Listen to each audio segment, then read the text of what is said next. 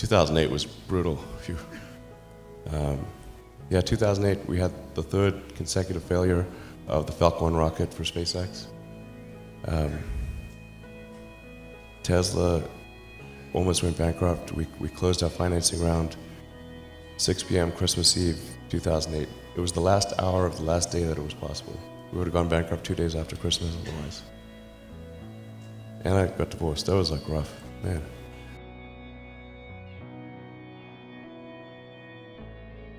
What's the cargo?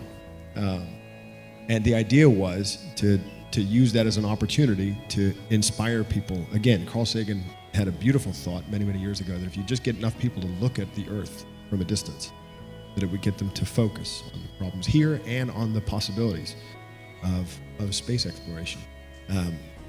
I was fortunate enough to be with you at Launch Control when Falcon Heavy launched a few weeks back, and we made a little movie. We've called it a trailer. That sums up that experience. We have it here. We thought we'd play it for you guys again. This is 2 minutes that does a pretty good job of giving you the feeling of what it was like to be there when Falcon Heavy launched. Yeah, we wanted to get the public, we wanted you to get excited about the possibility of something new happening in space, of the space frontier getting pushed forward. The goal of this was to inspire you and make you believe again, just as people believed in the Apollo era, that anything's possible. Thank you.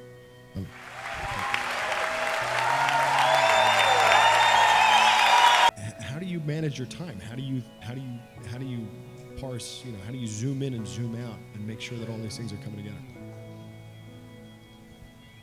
Well, at SpaceX, almost all my time is spent on engineering and design. It's probably 80 and 90%. And then Gwynn Shotwell, who's president and chief operating officer, takes care of the business operations of the company, which is what allows me to do that.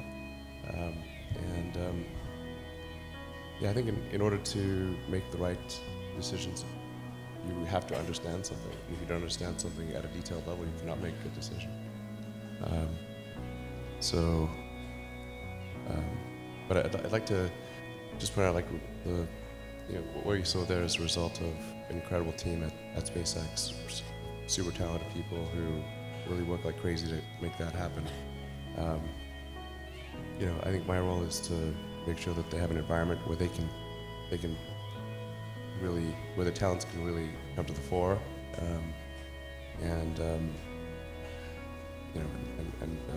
but I can't tell you how honored and grateful I am to work with such a great team. Everyone in this room is inspired by you. Who are you inspired by? Well, Kanye West, obviously. We almost did die at SpaceX, actually. So I budgeted for 3 flights. Technically, I did have a plan where I had the money from PayPal. I had like about 180 million from PayPal. And I thought,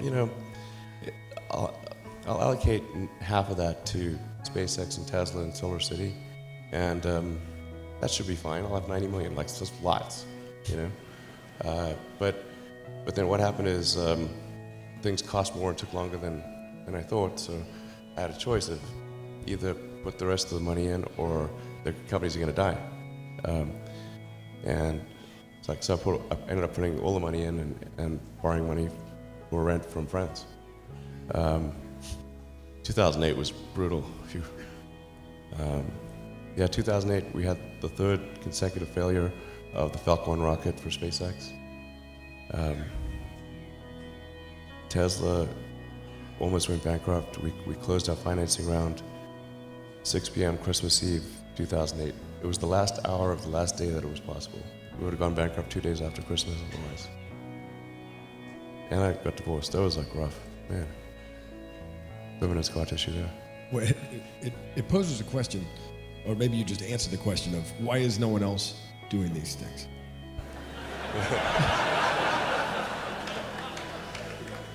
What's your pain threshold? Yeah. Well, if it's real high.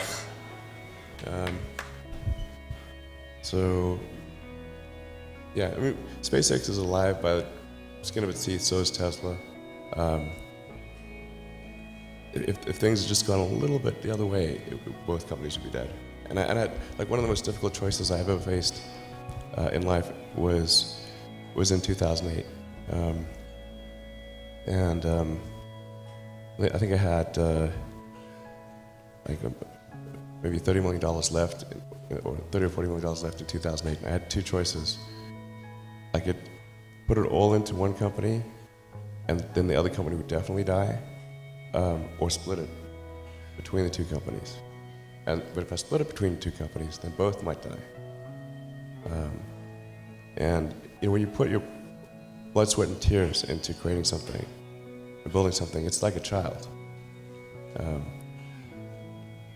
And so it's like, which one am I going to let one starve to death? I couldn't bring myself to do it, so I split the money between the two.